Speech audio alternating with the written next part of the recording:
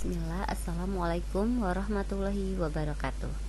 Apa kabar anak-anak? Hari ini kita akan memasuki materi tema 8, subtema 1, pembelajaran 4, 5, dan 6. Silahkan dibuka buku paket halaman 29 sampai 52. Materi kita hari ini adalah 1. Membandingkan perkiraan informasi sebelum dan sesudah membaca teks. Yang kedua, hak dan kewajiban pelajar sebagai bagian dari warga negara Indonesia.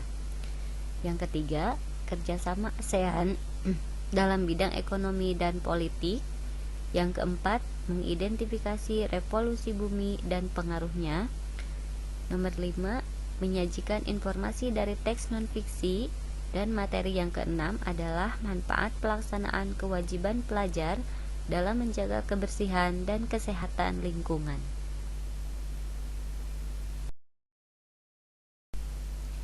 Anak-anakku, seperti yang sudah kita ketahui bahwasannya informasi yang akan kita dapatkan dari teks non-fiksi dapat kita perkirakan sebelum membaca keseluruhan teks.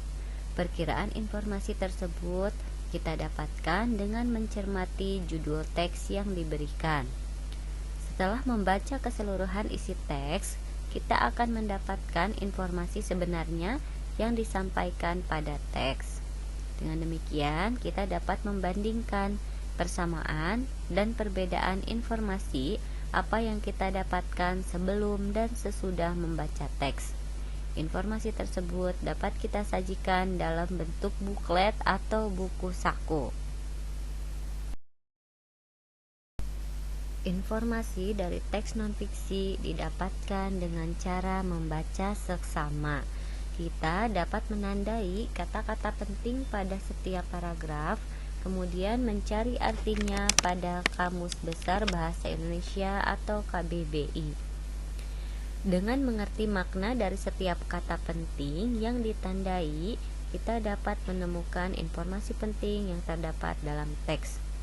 Sebelum menyajikan informasi pada teks, terlebih dahulu kita tentukan pokok pikiran yang terdapat pada setiap paragraf. Ingat, pokok pikiran adalah ide utama yang ada pada suatu paragraf. Setelah menentukan pokok pikiran, kita dapat menyajikan informasi dari teks dalam bentuk rangkuman. Selain dapat menyajikan informasi dalam teks dalam sebuah rangkuman, kalian juga dapat menyajikan informasi dari teks non-fiksi dengan cara berlatih menjadi reporter. Ya, reporter adalah orang yang bertugas meliput berita di lapangan dan melaporkannya kepada publik. Laporan dapat berupa tulisan untuk media cetak. Laporan juga dapat berbentuk lisan yang disampaikan melalui media elektronik seperti radio dan televisi.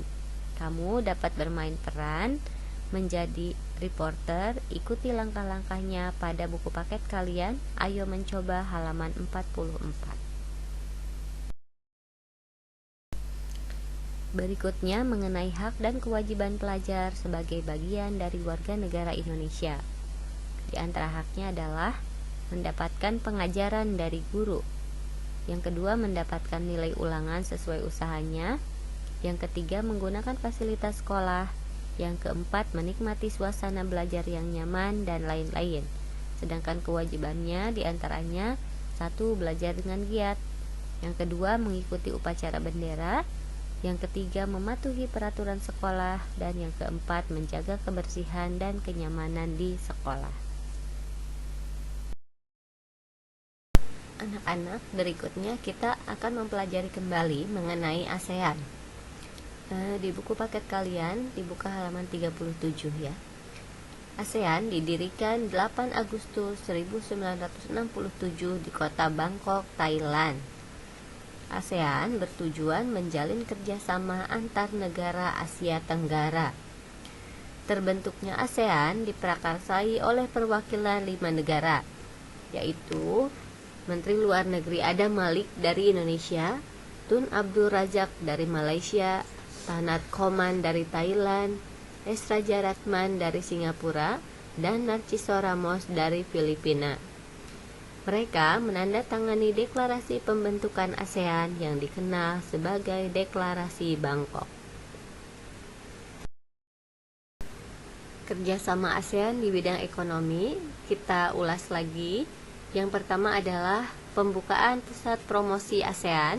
Yang kedua, penyediaan cadangan makanan. Yang ketiga, penyelenggaraan proyek industri.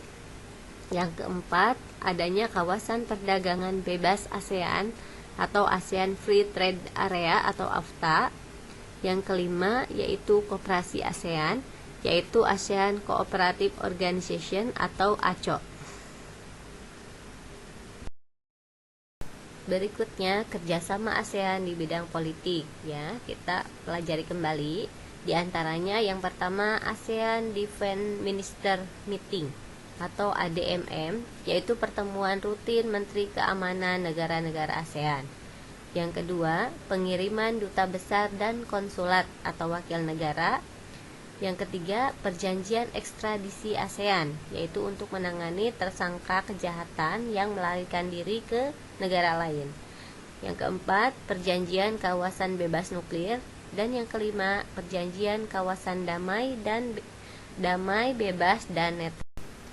Berikutnya, kita akan mengidentifikasi revolusi bumi dan pengaruhnya. Anak-anakku, selain berotasi atau berputar pada porosnya, bumi juga berevolusi. Revolusi bumi adalah perputaran bumi mengelilingi matahari.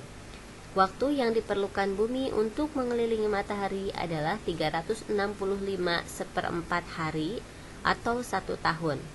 Setiap 4 tahun sekali, revolusi bumi digenapkan menjadi 366 hari, dikenal dengan tahun kabisat.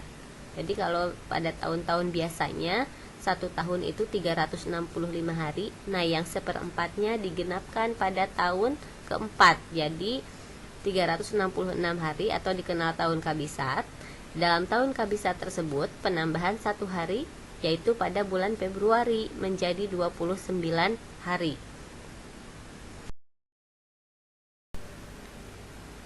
Perhatikan anak-anakku, gambaran revolusi bumi berikut ini.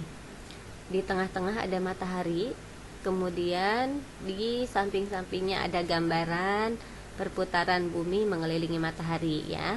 Kita lihat yang paling atas itu ada bumi dengan KS kutub selatan dan KU kutub utara.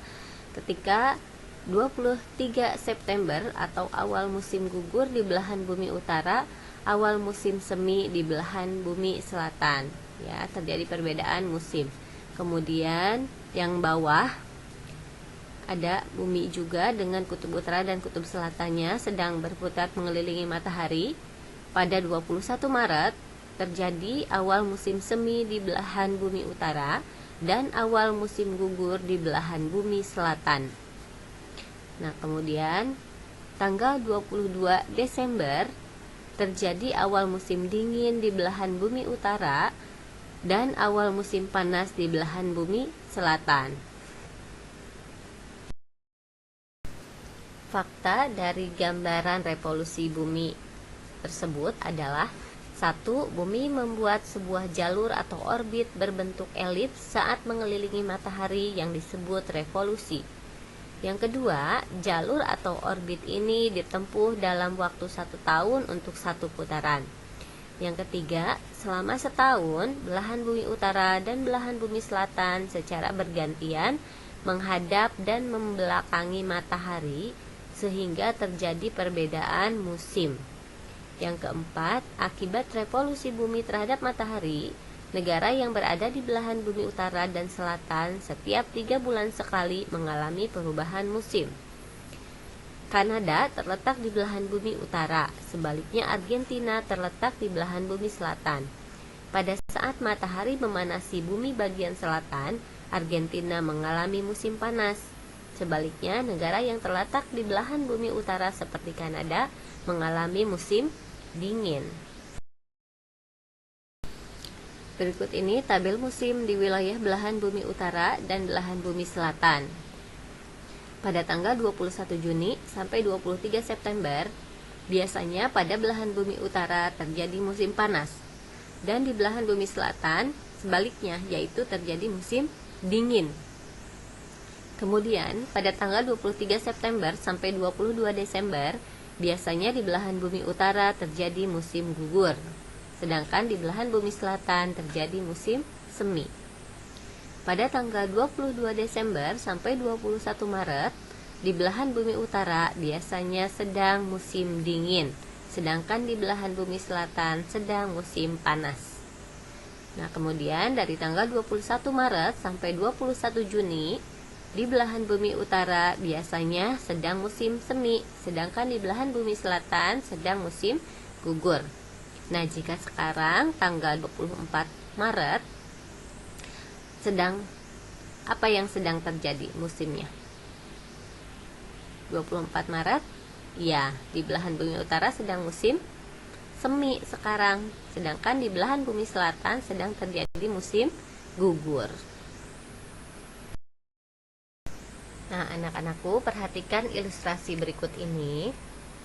Revolusi bumi menyebabkan matahari tampak bergeser ke arah belahan bumi utara dan selatan. Padahal sesungguhnya matahari tidak bergerak.